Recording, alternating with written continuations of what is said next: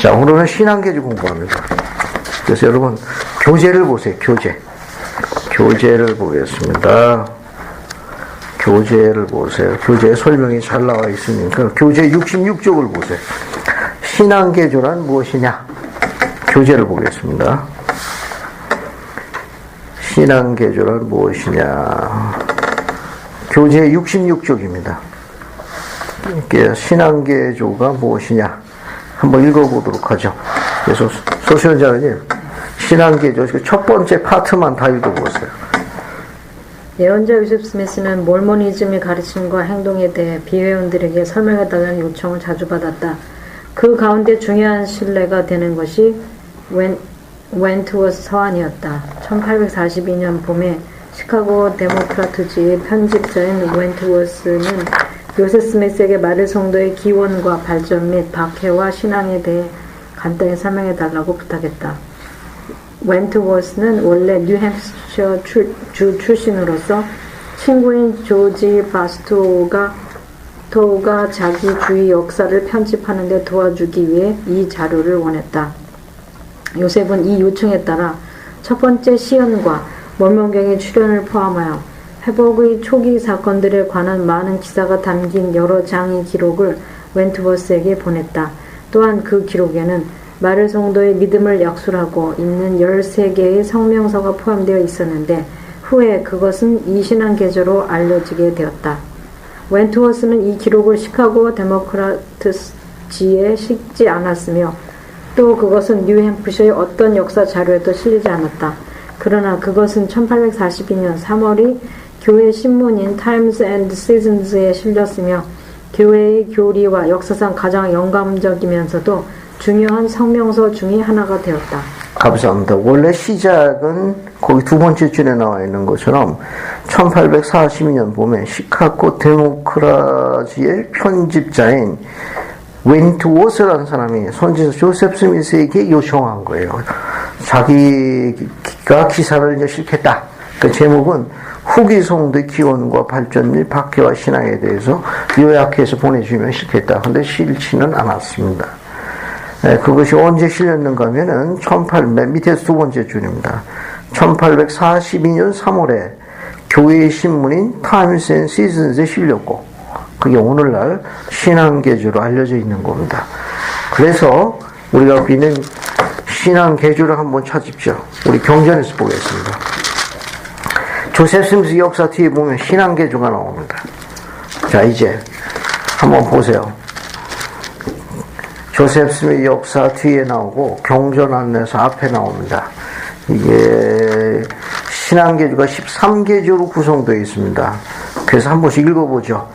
그래서 박수기 자매님, 신앙계주 1조부터 4조까지 읽는 겁니다. 아셨죠? 그 다음에 박광우 형제님은 5조부터 9조까지 있고 서수연 자매님은 10조부터 13조까지 읽습니다. 됐습니까? 자, 박수 자매님부터 먼저 읽어보세요. 우리는 영원하신 아버지 하나님과 그의 아들 예수 그리스도와 성신을 믿는다. 우리는 사람이 아담의 범법으로 인하여가 아니라 그들 자신의 죄로 인하여 형벌을 받음을 믿는다. 우리는 그리스도의 속죄를 통하여 온 인류가 복음의 법과 의식에 순종함으로써 구원을 받을 수 있음을 믿는다. 우리는 복음의 첫째 되는 원리와 의식은 첫째, 주 예수 그리스도를 믿는 신앙, 둘째, 회개, 셋째, 제사함을 위한 심수로서의 침례, 넷째, 성신의 은사를 위한 안수의 힘을 믿는다. 우리는 사람의 복음을 전파하고 그 의식을 집행하기 위해서는 예언에 의하여 또 권세 있는 자에 의한 안수로서 하나님으로부터 부름받아야 함을 믿는다. 우리는 초대 교회에 있었던 것과 똑같은 조직, 즉 사도, 선지자, 감독, 교사, 축복사 등을 믿는다. 우리는 방언, 예언, 계시, 시연, 병고침, 방언의 통역 등의 은사를 믿는다. 우리는 정확하게 번역되어 있는 한 성경이 하나님의 말씀임을 믿으며 또한 몰몬경도 하나님의 말씀임을 믿는다. 우리는 하나님께서 이제까지 계시하신 모든 것과 현재 계시하시는 모든 것을 믿으며 앞으로도 그분이 하나님의 왕국에 관한 많은 위대하고도 중대한 것들을 계시할 것을 믿는다. 우리는 이스라엘이 문자 그대로 집합하고 그 10지파가 회복될 것과 시원 새 예루살렘이 미대륙에 세워질 것과 그리스도께서 친히 지상에서 다스리실 것과 땅이 새로워지고 낙원의 영광을 받게 될 것을 믿는다. 우리는 우리 자신의 양심의 지시에 따라 전능하신 하나님을 예배할 특권이 있음을 주장하며 또 모든 사람에게 그들이 어떻게 어디에서 혹은 무엇이라도 예배할 수 있는 똑같은 특권을 허용한다. 우리는 왕, 대통령, 통치자, 장관에게 복종할 것과 법률을 순종하고 존중하며 지지할 것을 믿는다. 우리는 정직, 진실, 순결, 인자, 유덕, 그리고 만인에게 선행을 믿는다. 진실로 우리는 바울의 훈계를 따른다 할 수 있으니 우리는 모든 것을 믿으며 우리는 모든 것을 바라며 우리는 이미 많은 것을 견디어 왔으니 모든 것을 견딜 수 있기를 바란다. 무엇이든지 유독하고 사랑할 만하거나 혹 듣기 좋거나 혹 칭찬할 만한 일이 있으면 우리는 이것들을 구하여 마지 않는다. 감사합니다. 여러분, 그럼 우리 교재에서 다른 인용문을 하나 더 읽어보고 들어갈게요. 어디를 보시는가 하면은 69쪽을 보세요. 69쪽. 69쪽에 보시게 되면 자측평 중간 부분 보시면은 신앙 개조가 어떻게 경전의 일부가 되었는가 찾았습니까?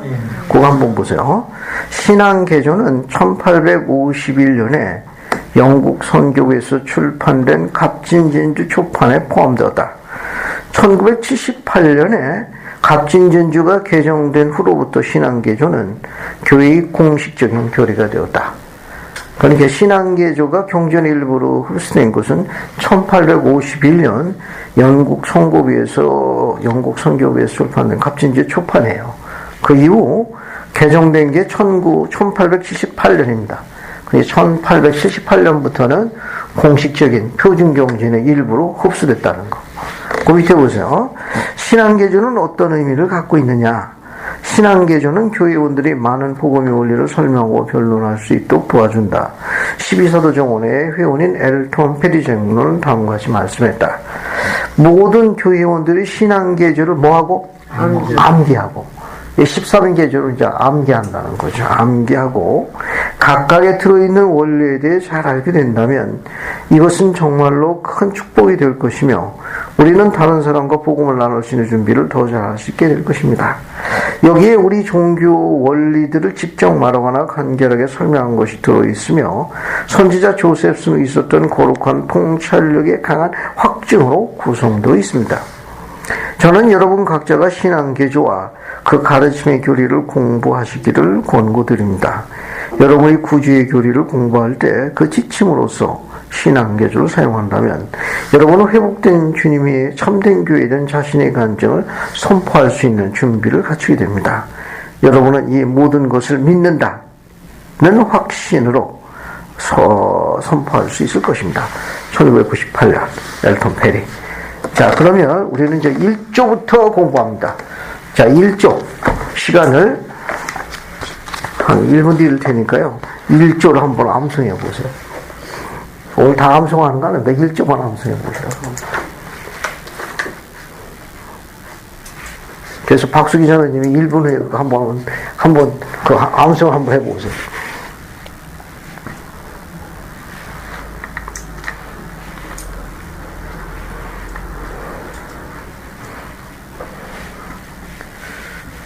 치매 예방에 좋습니다, 이게.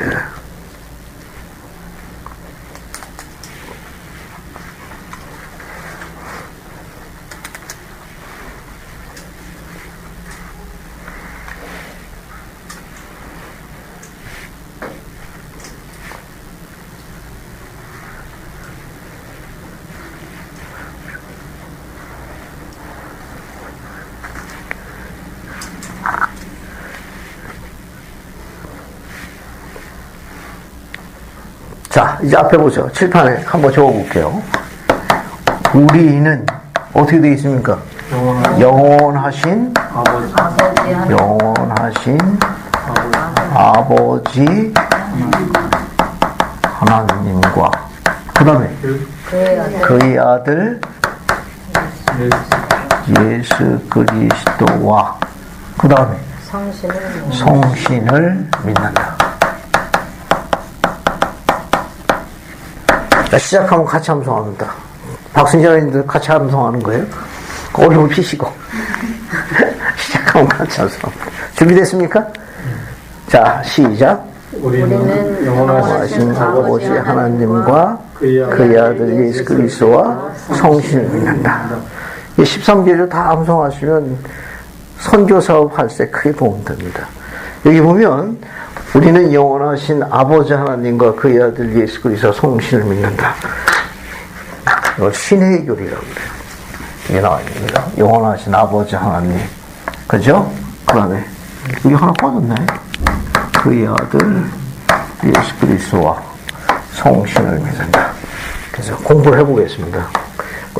신의 교리라고 그래요.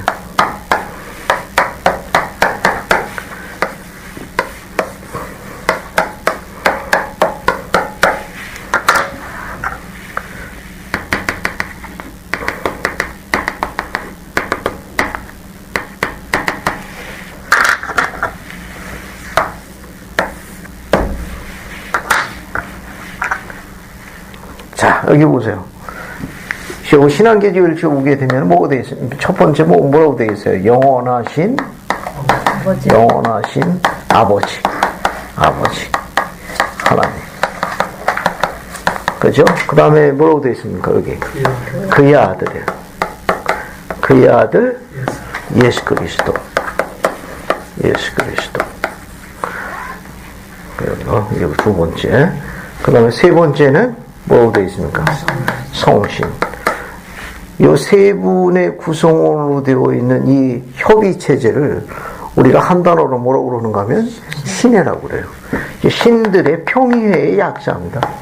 이것은 이거 가드헤드라고 그래가지고 보통 우리가 영어로 쓸 적에는 여기에 God the Father 그래서 대문자로 써야 됩니다. 여기는 어서 와요. 병관 기다리고 있는 중에 지금 모친이 병관이 없어서 얼마나 외로워하시는 줄 알아?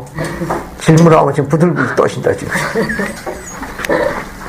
이 God the Son. 그 다음에 여기는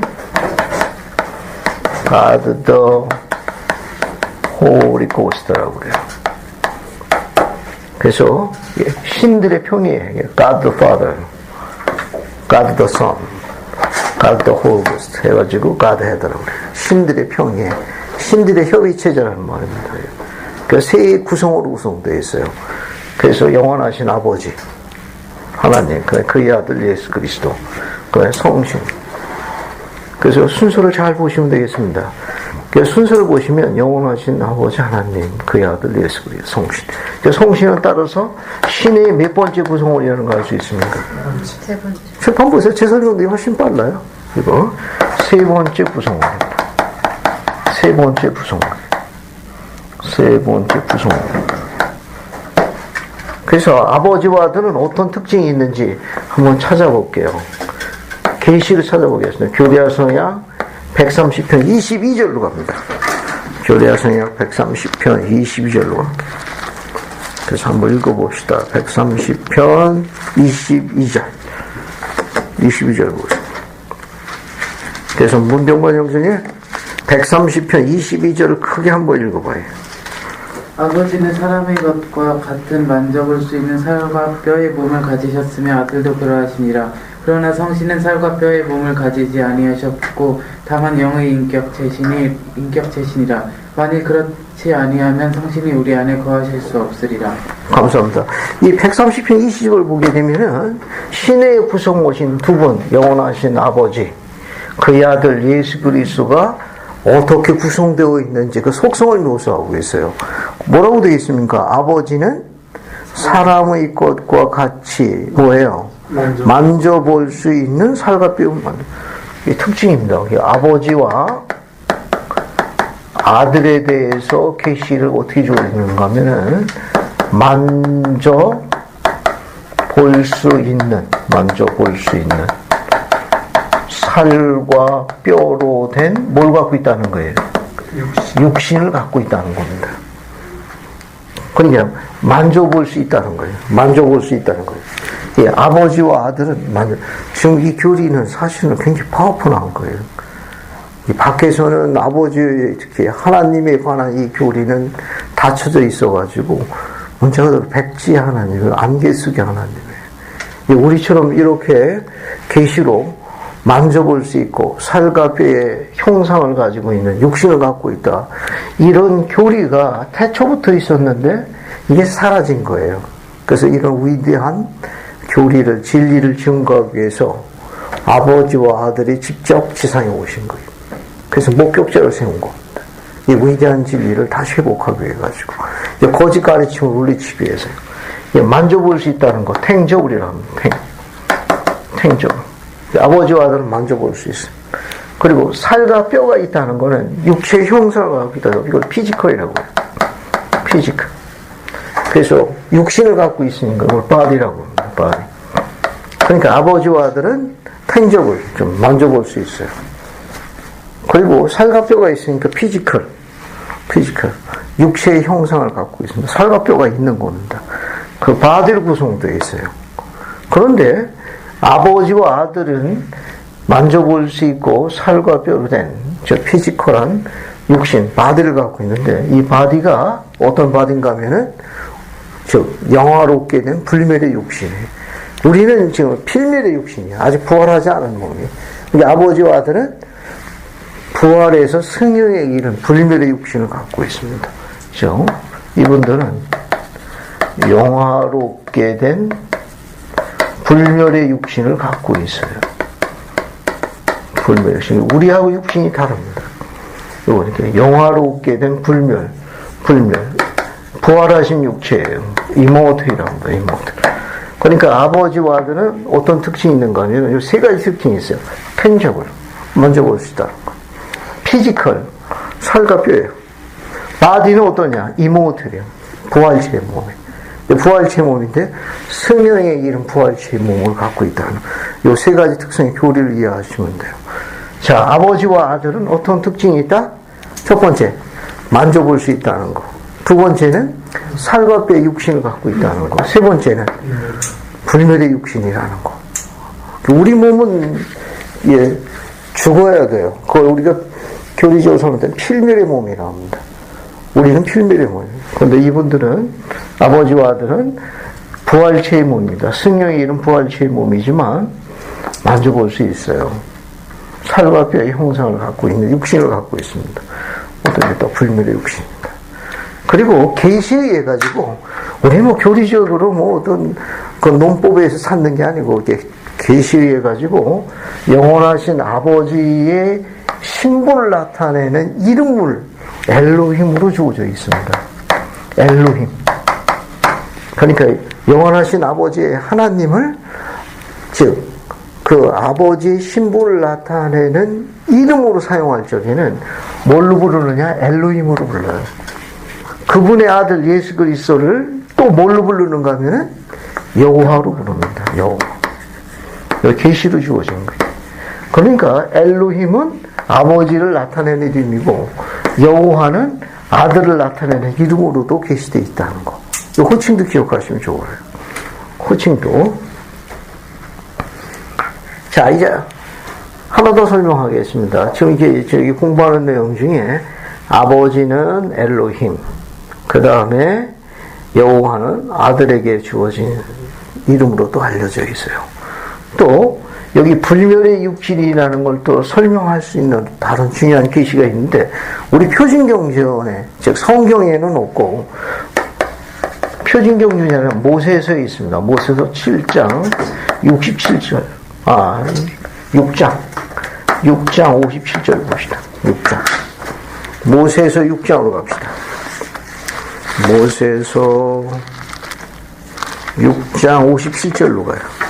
그래서 소수연 자매님이 내용이 약간 긴데 이거 한번 다 읽어보세요. 모세서 6장 57절입니다. 그런즉 모든 사람은 어디에 있든지 반드시 회개해야 하며 그렇지 아니하면 그들은 결단코 하나님의 왕국을 기업으로 받을 수 없음을 내 자녀에게 가르치라. 이는 부정한 것이 그곳에 거할 수 없음이니 곧 그의 면전에 거할 수 없음이니라. 이는 곧 아담의 언어로 말하건대 거룩한 사람이 그의 이름이며 이어 그의 독생자의 이름은 인자 곧 절정의 시기에 올 예수 그리스도 의로운 재판관이니라. 감사합니다. 아직 덮지 마시고요. 여러분 이 중간 부분 밑에서 하나 둘 셋 넷 다섯 번째 줄 보면은 아담의 언어로 말하건대 찾았어요? 아담의 언어로 말하건대 거룩한 사람이 그의 이름이요. 영원하신 아버지 하나님의 심볼라테 이름으로 뭘로 불린다는 거예요? 엘로힘으로도 불리고지만 모세에서 6장 57절에 의하면은 이 엘로힘이 뭘로도 불릴 수 있다는 거예요? 거룩하신 사람으로도 불릴 수 있다. 무엇으로 불릴 때? 아담의 언어로 불릴 때. 아담의 언어로 불릴 때는 거룩하신 사람으로 불릴 수 있다는 거예요. 그죠? 요거예요. 아담의 언어로 영원하신 아버지를 신분의 위치를 나타낸 이름을 때는 엘로힘이라고 그러고, 아담의 언어로 또 지칭할 적에는 거룩하신 사람. 이 거룩하신 사람이 이 대문자 맨으로 써야 된다. 이렇게 맨. 오브 홀리니스 이렇게 써요. 표기 방법은 맨 오브 홀리니스. 거룩하신 사람. 이 대문자 맨을 쓴 건 무슨 뜻인가 하면은 성령에 이른 인간이라는 뜻입니다. 소문자로 쓰면 안 돼요. 반드시 대문자로 써요. 대문자. Man of Holiness. 이것도 역시 대문자로 써야 돼요. 이 말은 뭐냐면 성령에 이른 인간이라는 뜻이에요. 자, 그럼 여기 봅시다. 여기 신앙계도 1제 보면 우리는 영원하신 아버지 하나님과 그 다음에 뭐라고 되어 있어요? 그의 아들이죠. 하나님의 아들 아니에요? 그죠? 이쪽으로 갈게요. 이쪽으로 갑시다. 여기 보면 그의 아들이니까 그의 아들 His son이거든요. His son. 그는 앞에 나와 있는 저 가드를 이야기하는 겁니다. 가드. 그래서 하나님의 아들이에요. 그래서 우리가 하나님의 아들을 Son of God라고 해요. 예수 그리스도는 하나님의 아들이에요. 그죠? 하나님의 아들이라고 불립니다. 그러면 여기서 보면 요 하나님이 앞에서 아버지 아니에요. 요 아버지를 아담의 언어로 뭐라고 불립니까? 거룩하신 사람이 부르잖아요. 그죠? 잘 보세요. 문장을 바꿨습니다. Son of 여기 하나님, 이 아버지를 이야기하거든. 아담의 언어로 뭐라고 불러요? Man of Holiness. 이 뒤에다 한번 적어볼게요. Man of Holiness라고 써요. 즉, 이거는 거룩하신 사람이라는 뜻이에요. 거룩하신. son은 아들이라는 뜻이고. 그죠? 문장이 너무 길어요. 요즘 바쁜 세상에. 어떻게 of holiness를 생략합시다. 남는 것만 써요. son. 뭐만 남아요? man. 거룩하신 사람의 아들이라는 뜻이죠. 우리가 뭐라고 쓰느냐면 인자라고 하는 거예요. 모세서 뭡니까? 저기 6장 50절에 보면 그 단어 한번 다시 보세요. 아담의 언어로 말하건대 거룩하신 사람이 그의 이름이요 그의 독생자 이름 그 뒤에 뭐라고 나와 있습니까? 거기 인자라고 나와 있네요. 그죠? 이 인자라는 건 뭐냐면 성령에 이른 인간의 아들, 거룩하신 사람의 아들의 뜻이 인자라는 뜻입니다. 그 인자는 표기할 적에 반드시 son하고 man을 할 때 대문자로 다 표기해야 돼요. 만약에 이것이 소문자로 그냥 소문자로 son of man 이렇게 할 때 이때 man은 그냥 인간을 이야기하는 거예요. 우리 필멸의 인간을 이야기하는 거예요. 이때는 필멸의 인간이에요. 그러니까 사람의 아들이라는 뜻이 돼요. 이건 그냥 사람의 아들이라는 뜻이 되는 거예요. 이렇게 우리 아들들을 표현할 때 이렇게 쓰는 거예요. 그런데 하나님의 아들 쓸 적에는 거룩하신 사람의 아들이라는 뜻이 인자의 뜻이에요. 됐죠? 이 인자라는 뜻은 이렇게 써 나온 겁니다. 그렇게 보시면 되겠고요. 그 그 다음에 이제 남는 게 뭐가 나와 있느냐? 이제 성신에 대해서 공부하겠습니다. 역시 130편 22절을 다시 봅시다. 130편 22절 다시 성구를 보세요. 봤습니까? 자, 그럼 설명이 다 된 거예요. 앞에는 아버지는 사람의 꽃과 같은 만져볼 수 있는 tangible, 살과 뼈의 몸, 피지컬 바디를 갖고 있습니다. 아들도 그러합니다. 근데 아버지와 아들은 우리와 똑같은 그런 피지컬 바디가 아니라 부활에서 승리에 이른 이모틀, 불멸의 영화롭게 된 육신, 부활 제목을 갖고 있는 거예요. 그런데 그러나 그 뒤에는 뭐라고 되어 있습니까? 그러나 이거 뒤에 또 지우고 왔어요. 지우고 성신을 한번 살펴볼게요. 자, 성신에 대해서는 계시로 뭐가 되어 있는가 하면 살과 뼈의 몸을 가지지 아니하셨고, 그죠? 성신은 살과 뼈가 있어요, 없습니까? 실판 보세요. 살과 뼈가 없습니다. 살과 뼈가 없다는 말은 뭐냐? 육신이 있다는 겁니까? 없다는 겁니까? 육신이 없다는 거예요. 이 계시는 이렇게 되어 있어요. 130편 21을 보면은 살과 뼈를 갖고 있지 않다고 그랬으니까 육체가 없는 거예요. 육신이 없다고. 그럼 뭘로 구성되어 있다고 그랬습니까? 다만 뭘로 구성되어 있다고 그랬어요? 육신이 없고 다만 영의 인격체라고 되어 있어요. 영의 인격체. 그러니까 영의 인격체는 건 살과 뼈가 없으니까 이 영으로만 구성되어 있는 거예요. 이 영은 그 영체로 구성되어 있다 그런 말이에요. 영체로 구성되어 있는 거예요. 영체로. 그 영체라는 말은 영으로 구성되어 있지만 형상을 갖고 있어요. 바디. 사람의 형상하고 있다는 걸 스피릿 바디라고 해요. 여기 인격체라는 것도 마찬가지. 이 인격체라는 단어는 퍼소니지라는 단어입니다. 퍼소니지.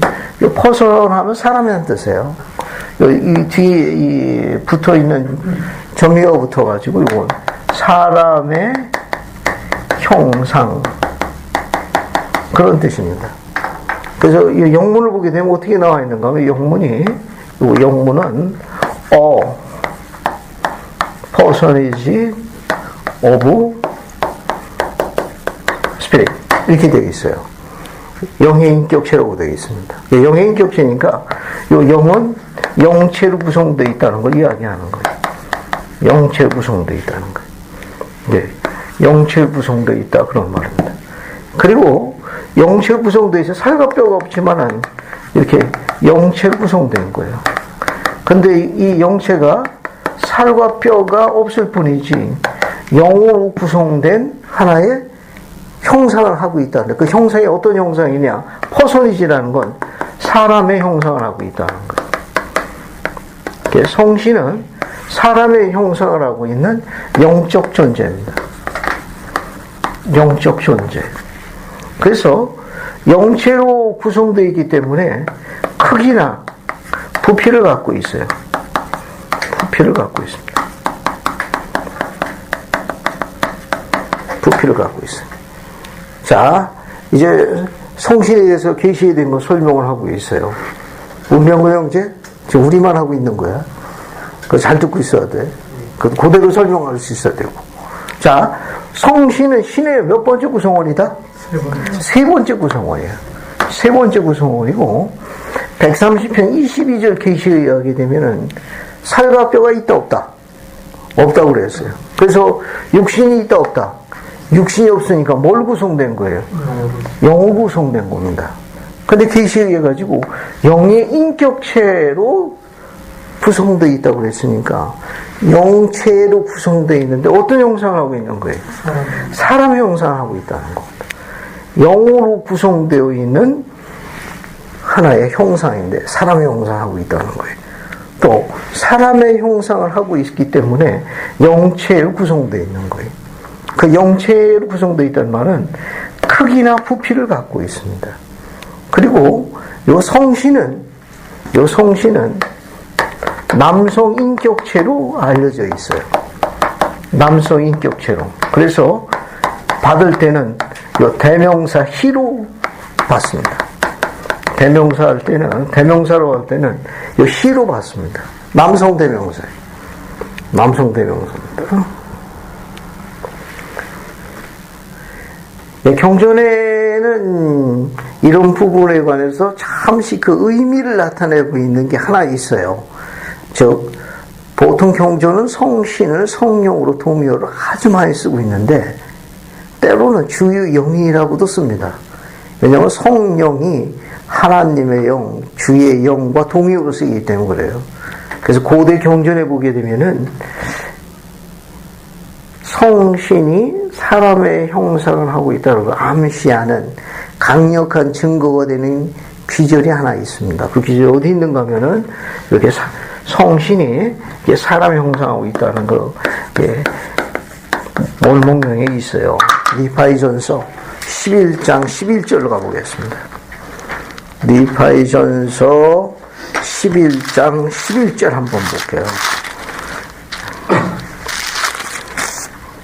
봤습니까? 그래서 10절, 11절을 같이 읽어볼게요.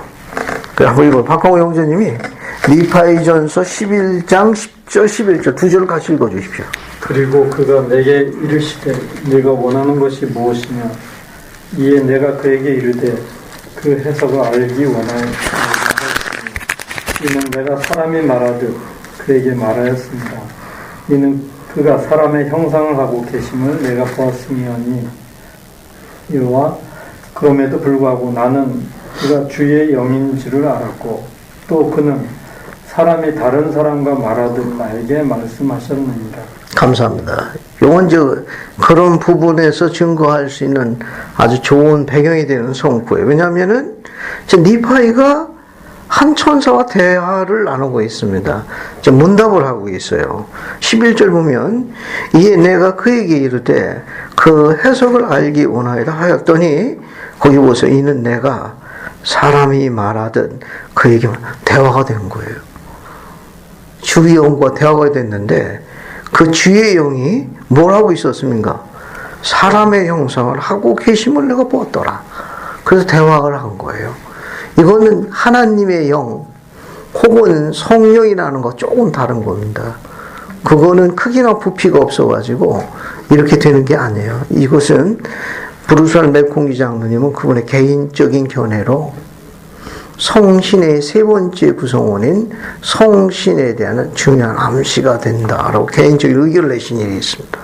왜냐하면은 이 계시에 130편 22절 계시에 의하게 되면은 영의 인격체로 사람의 형상으로 계시되어 있는데 성령은 조금 달라요.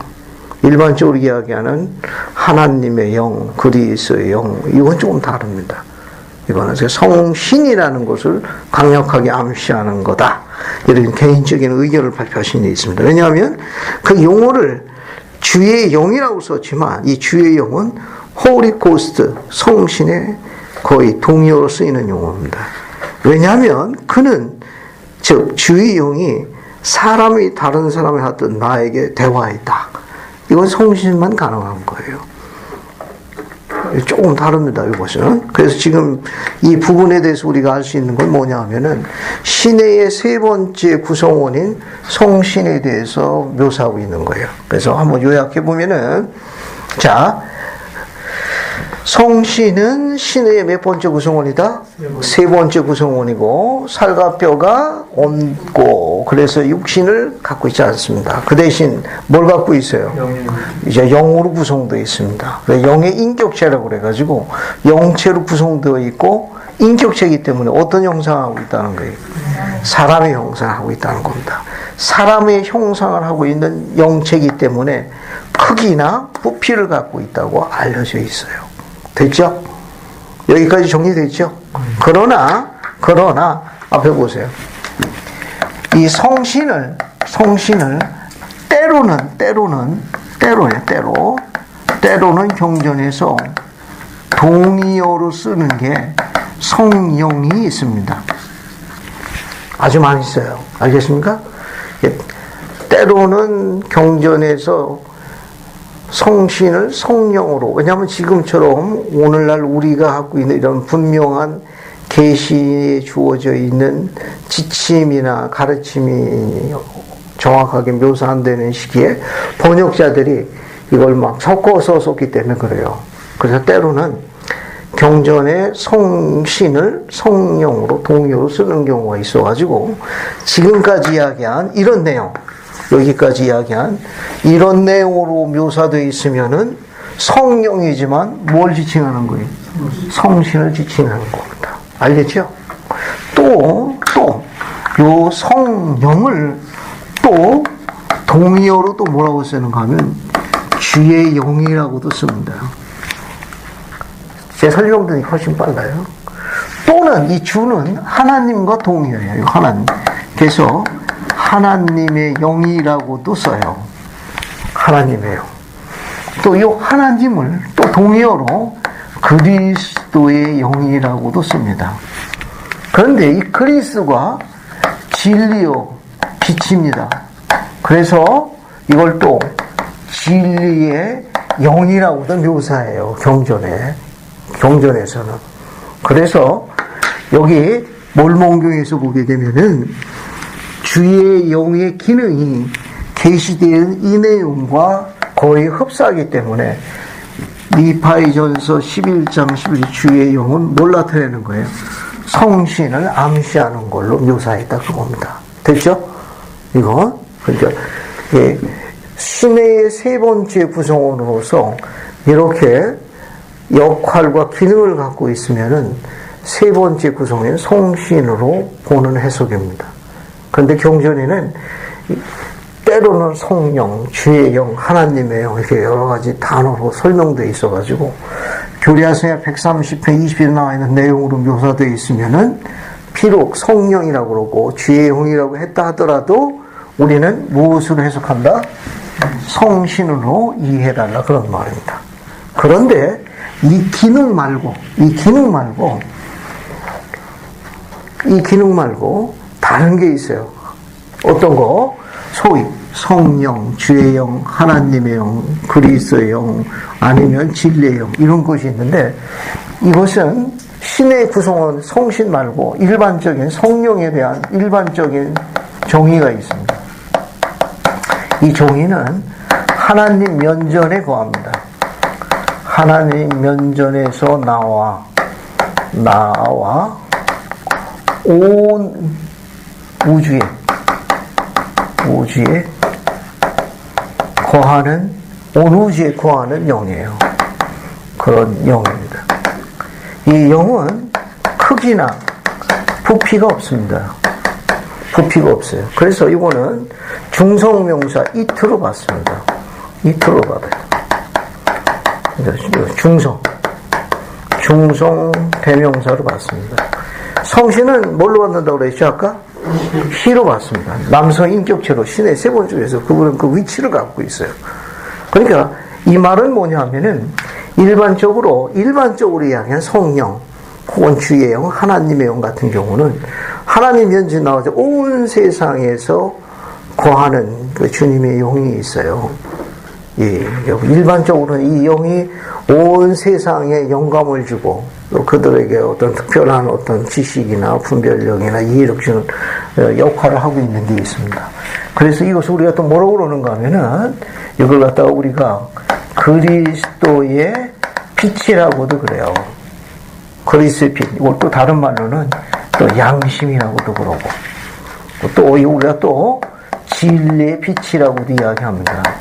지금 이야기한 이런 부분들은 일반적인 의미에서 전부 하나의 하나님의 영이에요. 이건 크기나 부피가 없고 또 이트로 봤습니다. 성신은 크기나 부피가 있기 때문에 한 곳에 한 장소만 있을 수 있습니다.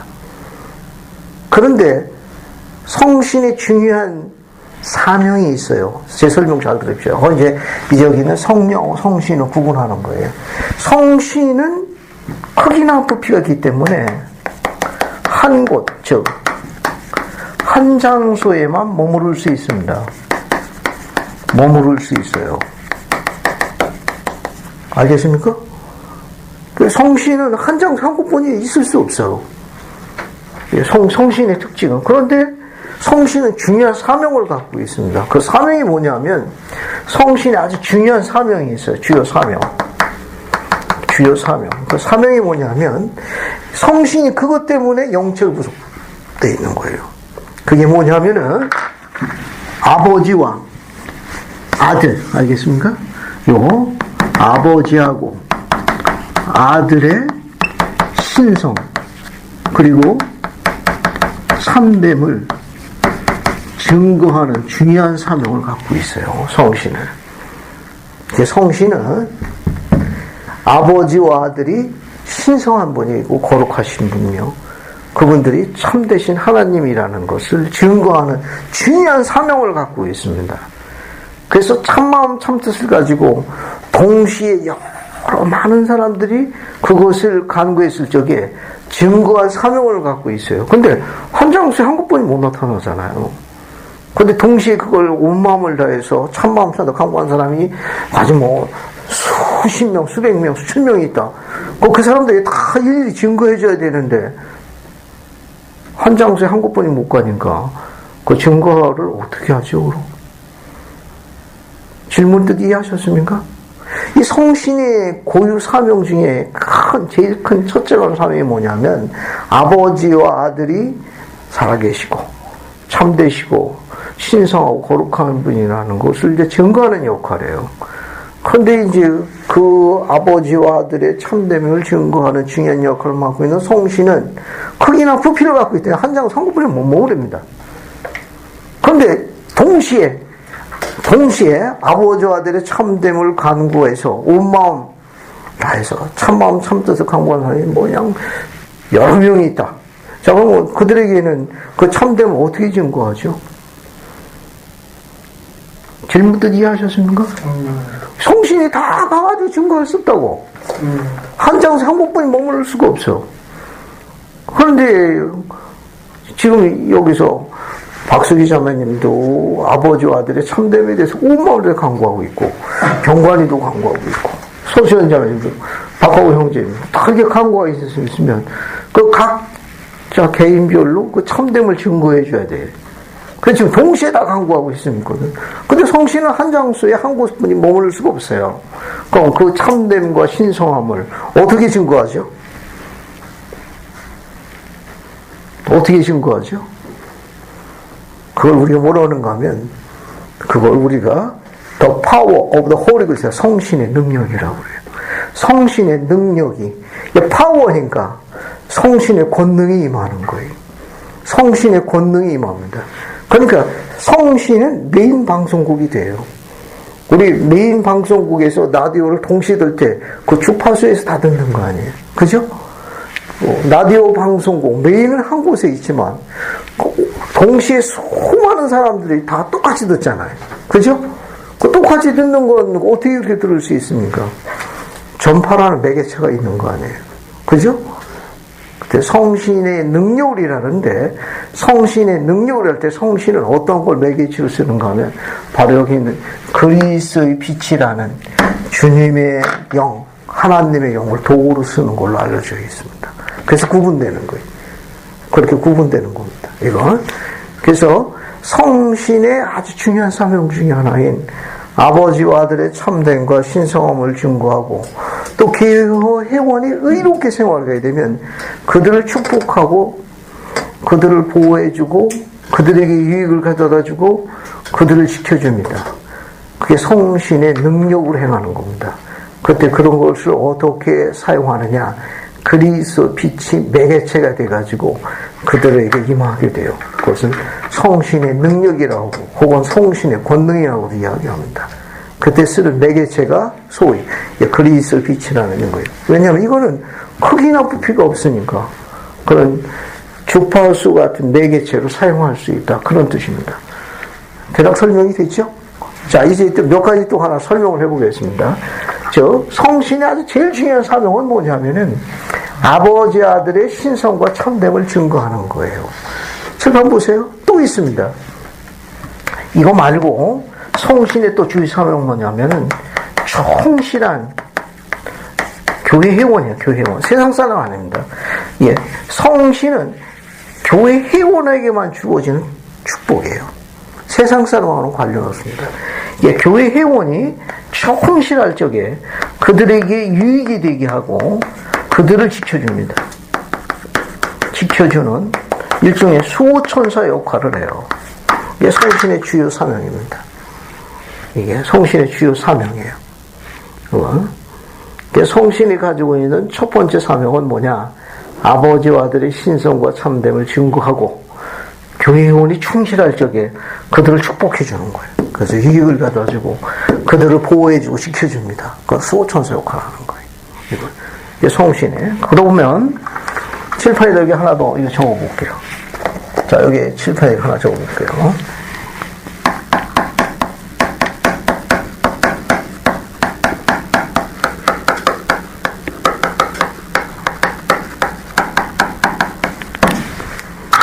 성신의 은사하고 성령의 은사는 어떻게 다르죠?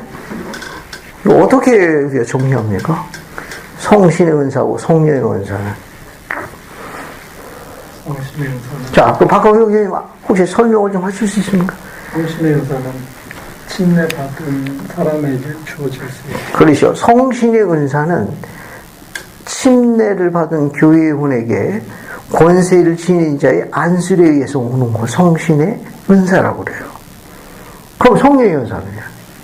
성령의 은사는 세상에 의로운 사람에게 주어질. 감사합니다. 지금 설명을 조금 더 풀어서 해보겠습니다. 이 성령의 은사를 우리가 줄여가지고 영의 은사라고도 설명해요. 같은 설명입니다. 여기 은사라는 말은 기프트라는 말이에요. 기프트. 선물이라는 뜻을 가지고 있어요. 그러니까 아버지와 아들의 참됨을 간구해서 그분들을 내가 따르겠다. 내가 아버지께 되돌아가기 위해서 구세주를 믿고 따르겠다. 그래서 내가 회개하겠다. 그리고 내가 아버지께 되돌아가기 위해서 내가 개심했다는 증거로 받는 의식이 바로 뭡니까? 무수에 들어갔다 나오는 거. 침례를 받는 거예요. 그 침례를 받으면 하나님께서 그에게 축복해 줍니다. 선물을 주세요. 그 선물을 주는 게 뭐냐면 침례를 받은 후 그가 하나님부터 주어진 어떤 특별한 영적 축복이 있습니다. 그 영적 축복, 즉 성신을 동반할 수 있도록 축복 주시는 그런 선물이 있어요. 그 선물이 바로 뭐냐? 성신의 은사예요. 즉 성신을 동반할 수 있는 권리를 성신의 은사라고 합니다.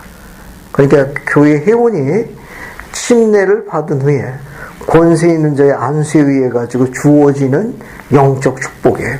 즉 성신을 동반할 수 있는 그런 권리를 성신의 은사라고 합니다. 됐죠? 그런데 그 사람이 이처럼 침례를 받은 다음에 권세 있는 자의 안수를 통해 가지고 성신의 은사를 받게 되면 성신의 인도를 받기 위한 합당한 생활을 해야 돼요.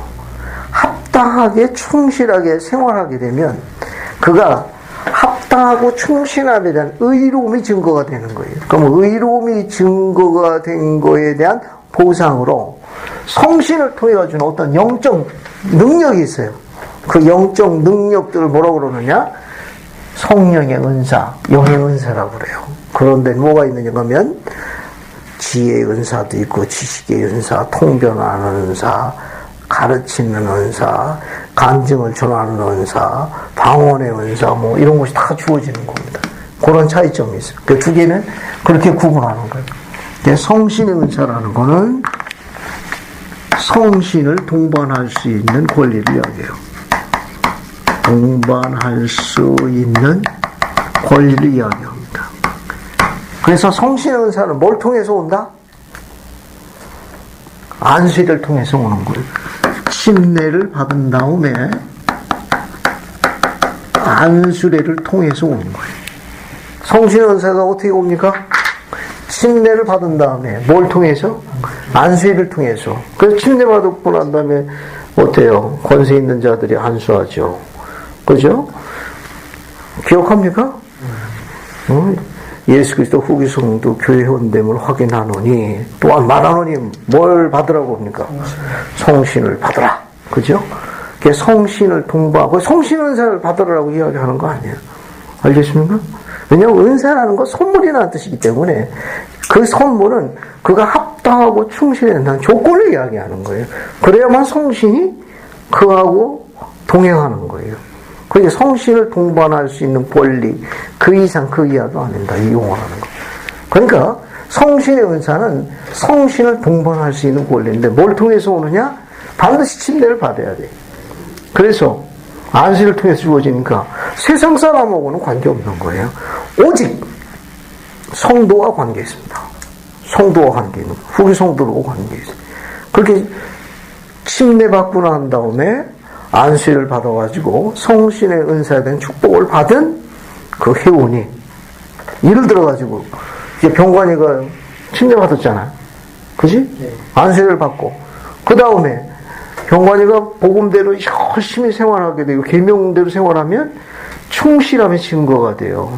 그 의로움에 대한 보상으로 병관에게 어떤 영적 능력이 주어집니다. 예를 들면은 지식의 은사, 지혜의 은사, 분별의 은사, 이해의 은사, 기억할 수 있는 은사, 오래 참는 은사, 전부 그런 걸 뭐라고 그러냐? 성령의 은사라고 그래요. 영의 은사라고 그러는 겁니다. 오늘 아주 이 인물에다가 잠시 묘사를 해봤습니다. 이 인물 보세요. 자, 오늘 아주 이 인물 한번 봅시다. 봤습니까? 자, 이 인물 보세요. 자, 여기 보면 여기 보세요. God the Father 해가지고 영원하신 아버지 하나님. 그죠? 화살표 따라가요. 엘로힘은 우리가 하나님 아버지의 신분을 나타낼 때 사용하는 이름이다. 옆에 갑니다. 밑으로. 여기 옆에 가. 여기 보면 His Son, Jesus Christ. 그의 아들 예수 그리스도. 뭘 알려져 있다? 여호와로 알려져 있다. 그죠? 그 다음에 위로 가요. 여기 130편 22절 보면은 뭐라고 되어 있습니까? 만져볼 수 있는 살갑뼈의 육신을 갖고 있다.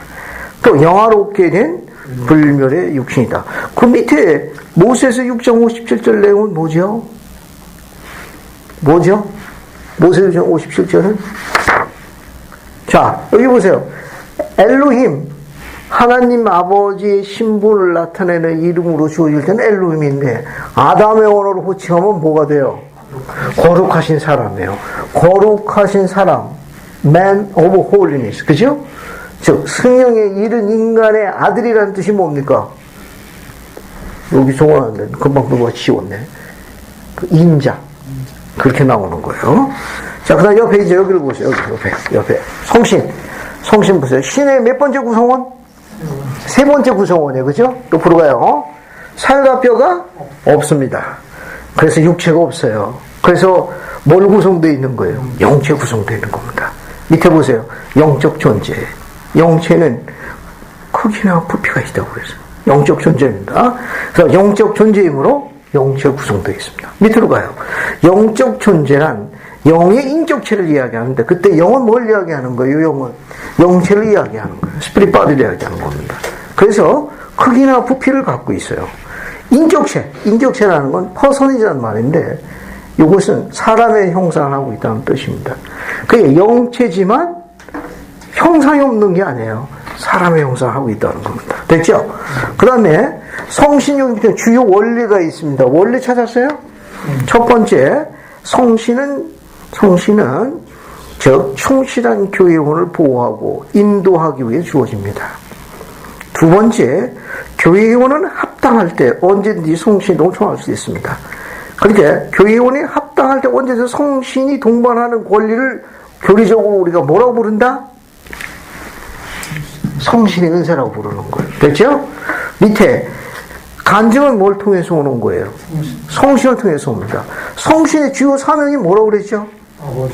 아버지와 아들의 신성과 참됨을 증거하는 거니까 이것을 간증한다는 것은 성신을 통해서 하는 거예요. 아버지와 아들이 신성하고 살아계시고 참되다는 것 뭘 통해서 하느냐? 성신만 가능한 거예요. 그래서 간증은 항상 성신을 동반하는 거예요. 그 다음에 밑에 거 보세요. 성신의 주요 사명, 아버지와 아들의 신성과 참됨을 증거하는 거고 우리에게 축복을 주고 유익을 주기에 특별한 사명을 수행하는 사명을 갖고 있습니다. 자, 그 다음에 옆에 보세요. 옆에. 자, 옆에 보면 성신의 여러 가지 기능이 있어요. 찾았습니까? 첫 번째, 계시자의 기능이 있습니다. 그래서 우리에게 계시를 허락해 줍니다. 개인적인 계시를 받게 해줘요. 생각을 불러일으켜 줍니다. 리마인더, 기억해 주게 해주고, 인스파이어 해가지고 영감을 또 넣어줍니다. 테스티파이 해가지고 또 증거해주고, 또 우리를 가르쳐줘요. 티처 역할을 해줍니다. 그리고 우리를 지켜줍니다. 수호해줘요. 컴패니언. 이런 기능을 갖고 있습니다. 그 밑에, 자, 그 밑에 보면, 성신은 뭘 통해서 일합니까? 그리스도. 이거 우리가 교리적으로 설명할 때는 성신의 능력이라고 설명하는 거예요. 혹은 성신의 권능. 이 파워니까, 파워 오브 더 홀리 고스트라고 그래요. 그래서 성신의 능력, 혹은 성신에게 성신의 능력으로 임했다. 성신의 권능으로 행사되었다. 똑같은 말입니다. 밑에, 침례를 받은 후 교회의 회원으로 확인된 자가 성신으로부터 지시와 영감을 받을 수 있도록 주어진 특권을 뭐라 하는가? 성신의 은사. 화살표시 따라요. 화살표시. 위로 올라가요. 합당할 때에는 언제나 성신과의 동반자 관계를 가질 수 있는 권리를 말한다. 뭐라고 그러죠? 성신의 은사라고 그러는 거예요. 밑에 보세요. 밑에 거. 오직 하나님의 율법에 순종한 자들의 의로움에 대한 보상으로 충실한 자에게 주어지는 어떤 영적인 권능, 그 능력을 뭐라 합니까? 이것을 성령의 은사라고 그래요. 영의 은사라고 합니다. 화살표시 따라갑니다. 그런 영의 은사, 성령의 은사 뭐가 있냐? 방언의 은사 같은 게 있어요. 교례서행 46편 24절. 또 방언을 통변하는 은사 46편 25절. 번역하는 인사 5편 4절. 그 다음에 지혜의 은사 46편 17절. 지식의 은사 46편 18절. 예수 그리스도가 하나님의 아들임을 아는 은사 46편 13절. 다른 사람의 간증을 믿는 은사 46편 14절. 예언의 은사 46편 22절. 병고침의 은사 46편 19에서 20절. 이거 말고도 굉장히 많이 했어요. 대표적인 이야기한 겁니다. 자, 이런 걸 전부 우리가 뭐라고 그런다? 앞에 보세요. 성령의 은사. 혹은 또 뭐라고 그래요? 영의 은사. 어떤 영적인 본능을 이야기해요. 어떤 영적인 능력을 이야기해요. 그건 어디서 옵니까? 침례를 받고 난 다음에 성신 은사를 동반할 수 있는 특권을 갖고 있는 그 교회원이 합당하게 복음 가운데 열심히 생활하게 되면 그가 의로운 거에 대한 증거되어지는 보상에 대한 축복으로 어떤 특별한 능력들이 허락되는 거예요. 그런 걸 영의 은사라고 합니다. 됐죠? 그다음 옆에 좌측편 요약 보세요. 요약 봤습니까? 이 복음원리 7장 성실에서 발췌한 거예요. 빈칸 한번 쳐보죠. 같이 채워보겠습니다. 하나님 아버지와 예수 그리스도 성신은 무엇을 구성하는 분들이다? 여기 신혜를 구성하는 분들이다. 그들은 목적이 있어서 뭐다? 하나다. 앞에 보세요. 아버지, 아들 두 분은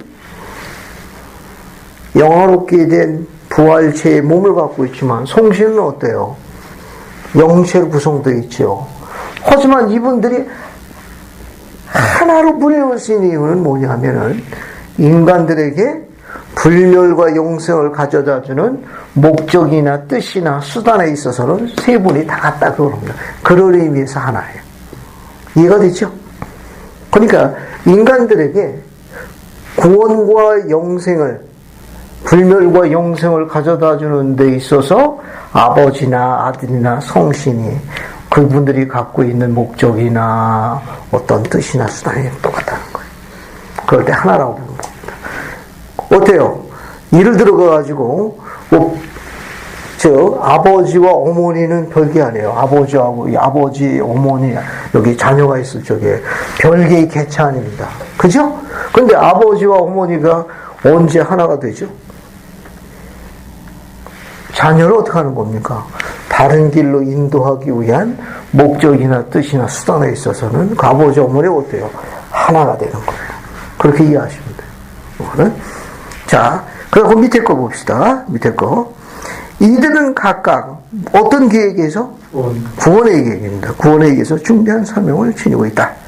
즉 우리의 하나님 아버지는 우리의 아버지시며 통치자시다.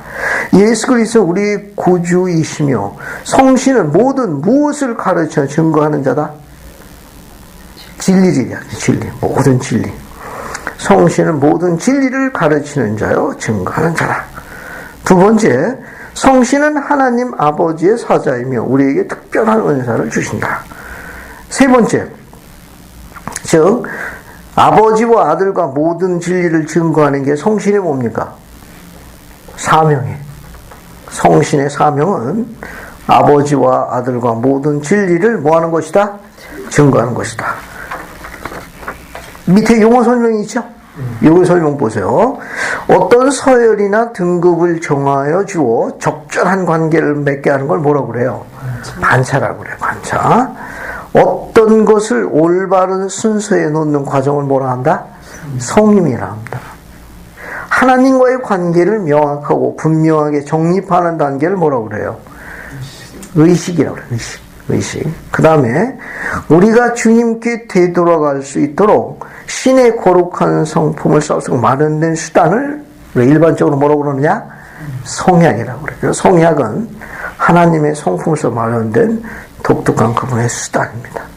되죠? 자, 이렇게 해서 다시 신앙개조 1조를 다시 봅니다. 신앙개조 1조를 봐요. 다시 신앙개조 1조를 보겠습니다. 다시 1조를 다시 보세요. 자, 시작하면 1조를 다시 한번 반복해서 읽어보겠습니다. 준비됐나요? 시작하면 다시 읽어보겠습니다. 자, 시작. 영원하신 아버지 하나님과 그의 아들 예수 그리스도와 성신을 믿는다. 이제 이 교리, 중요한 교리 공부한 거예요. 지금 칠판에 적혀있는 이 교리, 그리고 여러분에게 유물난 이 교리는 안 보고 설명할 수 있을 만큼 숙제해야 됩니다. 안 보고 설명할 수 있을 만큼 이 교리가 회복되는 거예요. 이렇게 정확하게 가르쳐 줄 수 있는 계시와 가르침은 회복에 의해서만 가능한 겁니다. 그러면 2절 한번 봅시다. 2절 보세요. 우리는 사람이 아담의 범법으로 인해서가 아니라 그들 자신의 죄로 인하여 형벌을 받음을 믿는다. 됐습니까? 자, 우리는 이 기록을 공부하기 위해서 어디를 보시는가 하면은 교재 70쪽을 보세요. 교재 70쪽 보세요. 교재 70쪽. 교재 70쪽을 보세요. 이 교재 설명이 훨씬 잘 나와 있습니다. 교재 70쪽 우측편 거기 사진이 있어요. 그림이 나오죠. 아담과 이브 나오고 아담과 이브의 범법 찾았습니까? 그 파라그래프 한번 첫 번째 거하고 두 번째 파라그래프 두 개 다 읽어볼게요. 소선자는 그 두 개 다 읽어보십시오. 12사도의 정원의 회원이었다. 12사도 정원의 회원이었던 제임스 E. 파우스 장로는 다음과 같이 설명했다. 무지한 상태에서 벗어날 것을 선택한 아담과 이브는 범법으로 인해 하나님의 면전에서 쫓겨났습니다. 이것을 기독교에서는 타락 또는 아담의 범법이라고 말합니다. 이것은 아담과 이브가 하나님 면전에서 떨어져 나갔으며 스스로 행동하며 강요되지 아니하는 자유의지가 주어졌기 때문에 영적인 죽음입니다. 그들은 또한 자녀를 낳는 위대한 능력을 받았으므로 번성하여 땅에 충만하라는 계명을 지킬 수 있었고 그들이 후손에게서 기쁨을 찾을 수 있었습니다. 계속 읽으십시오. 밑에 문단 더 읽으세요. 그들의 후손도 역시 모두 하나님의 면전에서 쫓겨나게 되었습니다. 그러나 아담과 이브의 후손은 그들이 범법에 가담하지 않았기 때문에 원죄에서 결백했습니다. 그러므로 모든 인류가 우리의 첫 번째 조상인 아담과 이브의 범법으로 인해 영원히 고통당해야 함은 부당한 일이었습니다. 이 불공정을 시정할 필요가 있었기 때문에 구세주와 구속주로서의 역할로서 예수의 속죄의 희생이 필요했던 것입니다. 놀라우신 속죄의 희생으로 말미암아 모든 인간은 죄의 용서를 받고 그것을 씻어내버리고 잊을 수 있는 것입니다. 감사합니다. 신앙기도 3조하고 같이 보겠습니다. 3조 보세요. 3조 봤습니까? 거기 보면 우리는 그리스의 뭘 통해서? 속죄를 통하여 온 인류가 어디에 순종함으로? 복음의 법과 의식의 순종, 구원을 받을 수 있음을 믿는다.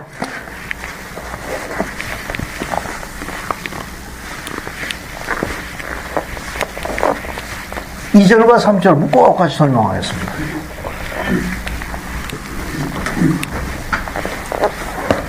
같이 설명합니다.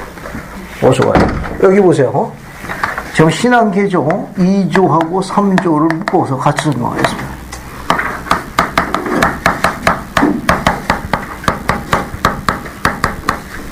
아담이 범법을 해가지고 인류에 임한 두 가지 양대 사건이 있습니다. 양대 사건이 있어요. 아담의 범법을 해서 인류에 임한 양대 사건인데 그 하나가 바로 뭐냐면 하나님 면전에서 쫓겨난 거예요. 그래서 우리가 영적 사망이라고 그래요. 또 하나는 영과 육이 분리되는 사망을 겪게 됩니다. 그래서 우리가 육체적 사망이라고 그래요. 아담의 범법을 해가지고 인류에게 임한 두 가지 양대 사건이 뭐냐면 하나는 영적 사망이고 다른 하나는 육체적 사망이에요. 그래서 영적 사망이라는 건 하나님 면전에서 추방된 거, 하나님 면전에서 분리된 거, 하나님 면전에 거하지 못하는 사람도 영적 사망이라는 거고, 육체적 사망이라는 것은 영과 육이 분리되는 거예요. 영과 육이 분리되는 거. 영적 사망이라는 건 하나님 면전부터 추방이에요. 부터의 추방이에요. 그러니까 격리 혹은 분리되는 걸 이야기해요. 격리 분리되는 겁니다. 그래서 아담으로 범법을 내가지고 인간은 하나님에서 추방됐어요. 추방됐습니다. 추방됐어요. 또 아담이 범법을 해가지고 인간은 육체적 상황에서 영과 육이 분리가 되어버렸습니다. 이것을 누군가가 갚아주지 않으면, 누군가가 이것에 대해서 상세해주지 않게 되면은 하나님 면전으로 결코 못 돌아가요. 영과 육이 결코 살아나지 못합니다. 무덤하게 영의 세계라는 영옥이라는 곳으로 가야 되고, 육이은 무덤 속으로 들어가야 됩니다. 그래서 무덤에서 나올 수 없고 영옥에서 못 나옵니다. 그래서 영과 육이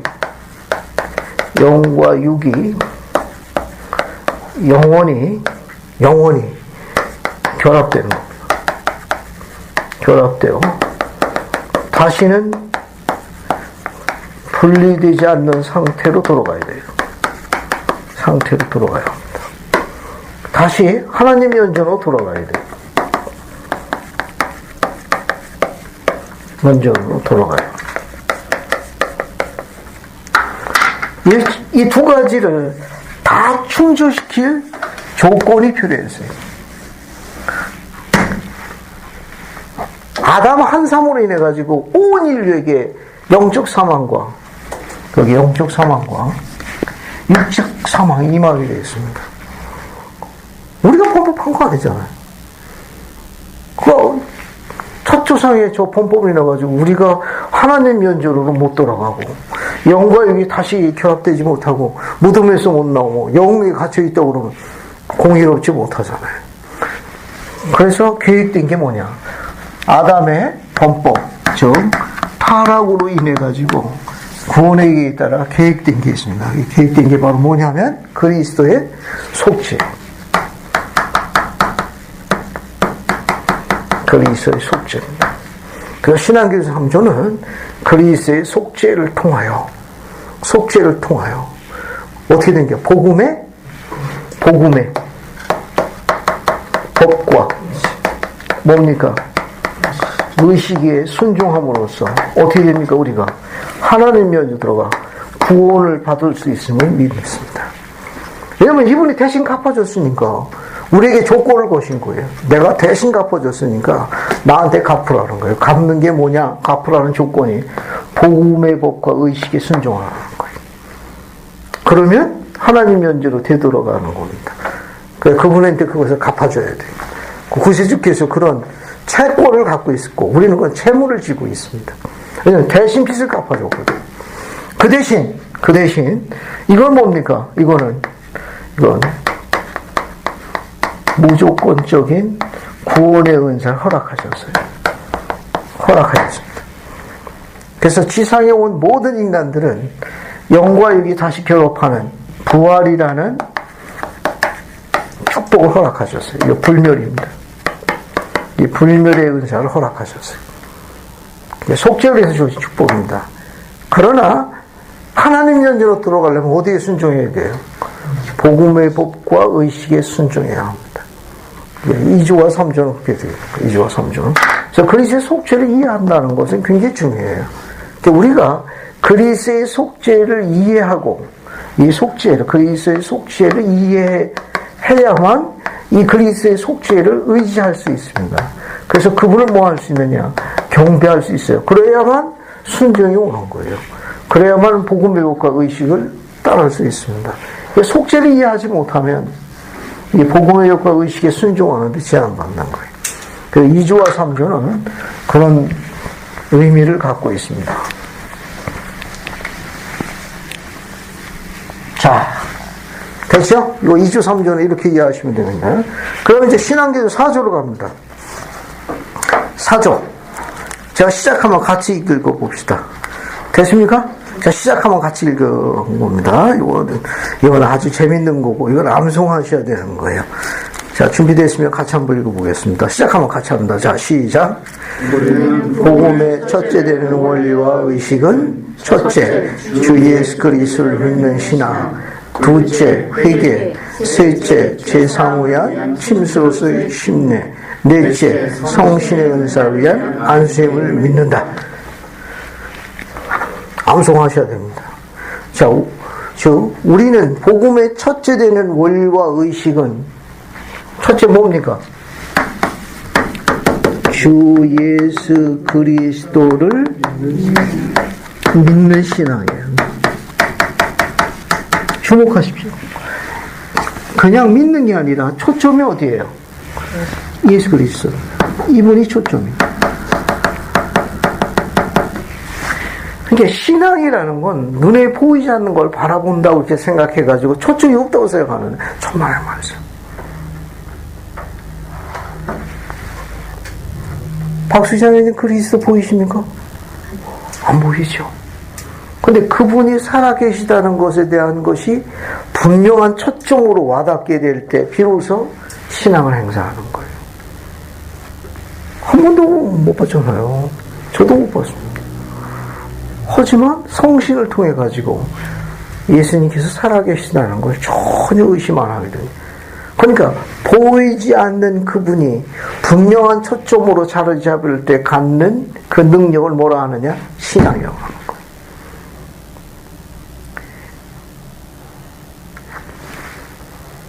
여러분 그 차례 지낼 적에 보통 어때요? 조상들 초상화 보여주고 그러죠.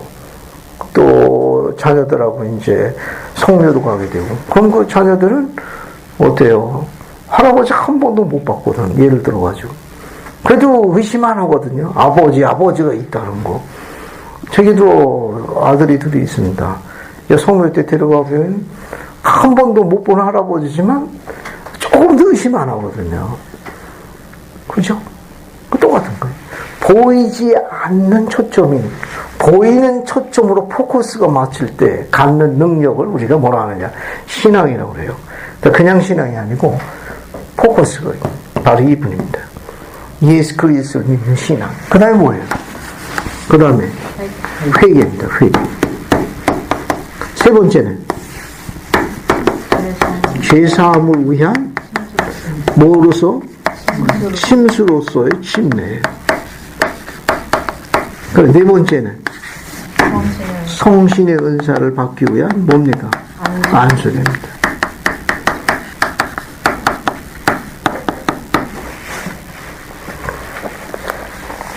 하나씩 살펴보죠.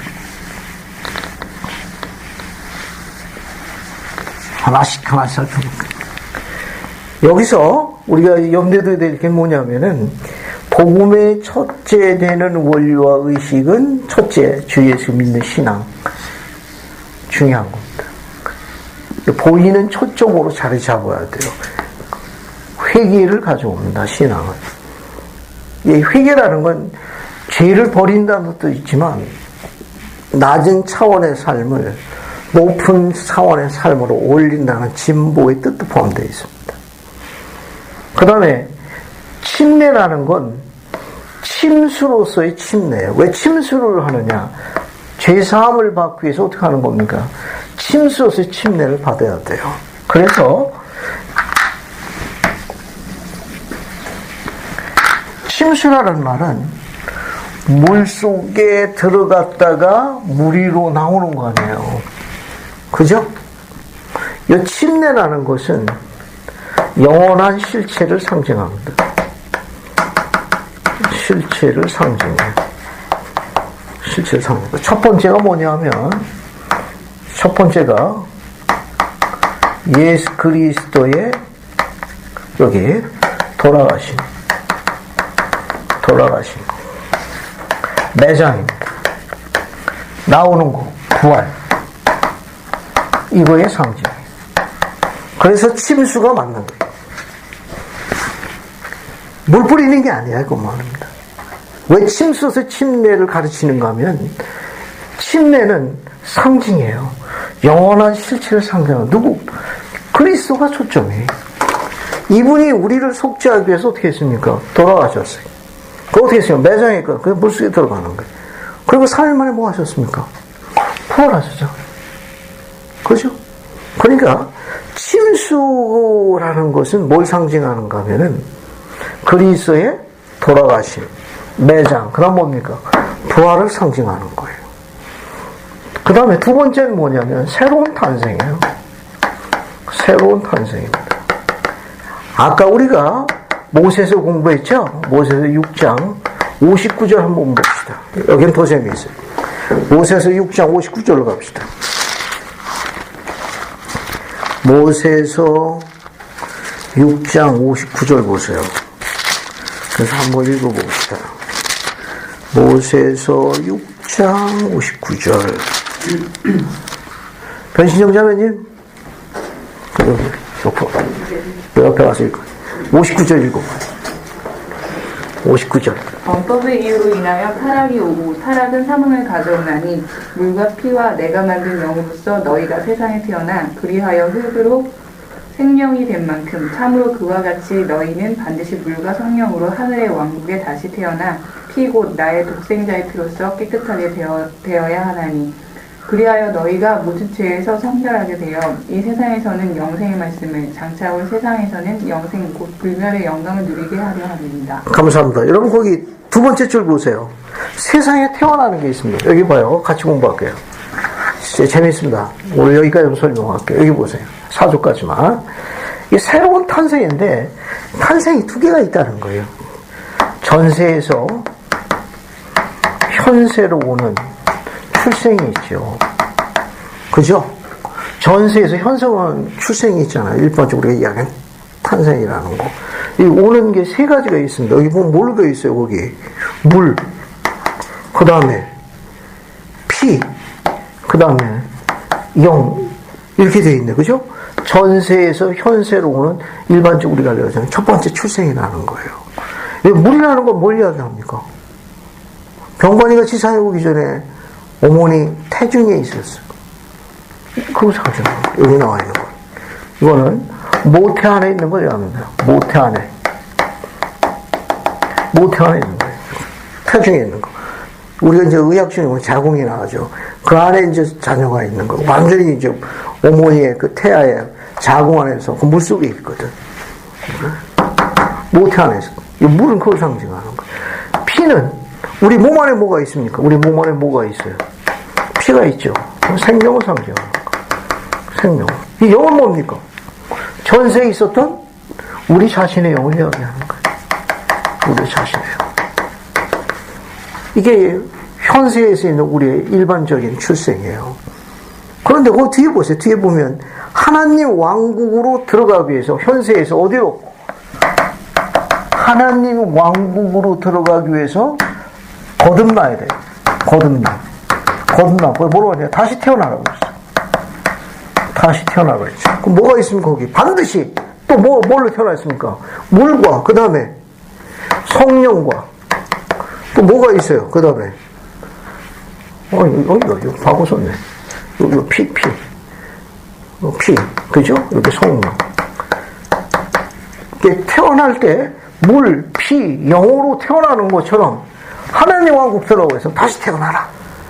그래서 똑같은 요소, 물, 피, 성령으로 태어나게 되어 있습니다. 이게 물은 뭘 나타내요?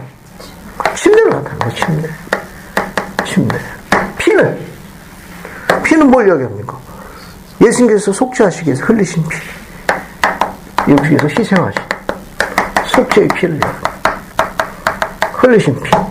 이 성령은 뭘 이야기합니까? 아까 공부했죠. 아까 공부했지 않습니까? 성신의 은사. 성신의 이렇게 해서 다시 태어나라. 이렇게 이야기한 겁니다. 이거요. 그래서 침수로서의 침례가 되는 중요한 이유가 뭐냐? 침례는 예수 그리스도의 돌아가심, 매장, 부활을 상징하고 새로운 탄생이에요. 그 다음에 세 번째, 우리가 물속에 있을 적에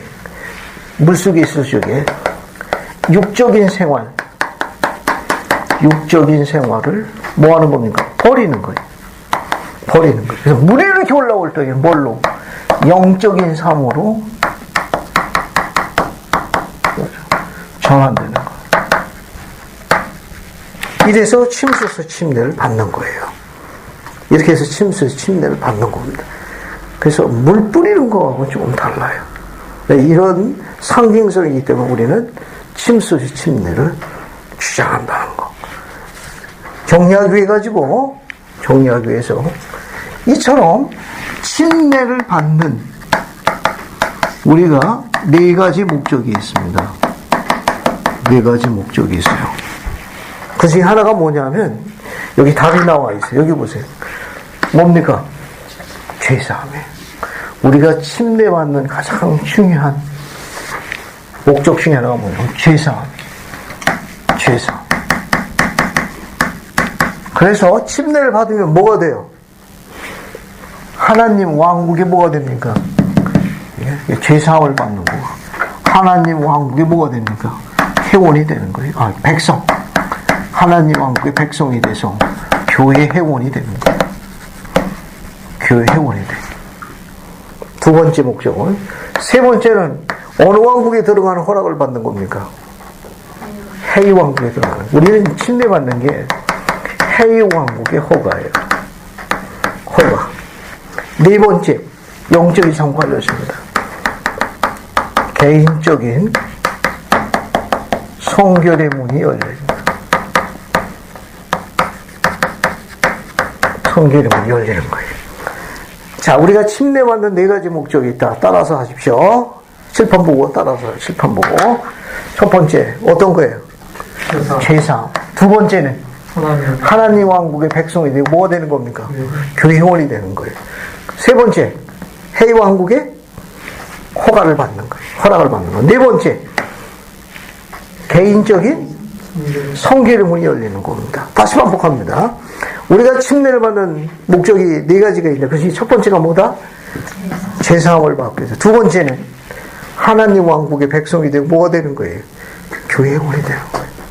세 번째는 해이 왕국의 허락을 받는 거예요. 네 번째는 개인적인 성결을 받습니다. 그러면 이쪽으로 가가지고 이쪽으로 갑시다. 마지막 소리만. 이쪽으로 가면 여기 예수 그리스도 예수님도 침례 받았나? 예수님 침례 받았어요? 그러면 예수님이 침례 받은 목적은 뭐예요? 예수님이 침례 받으신 목적이 있습니다. 예수님이 왜 침례 받으셨죠?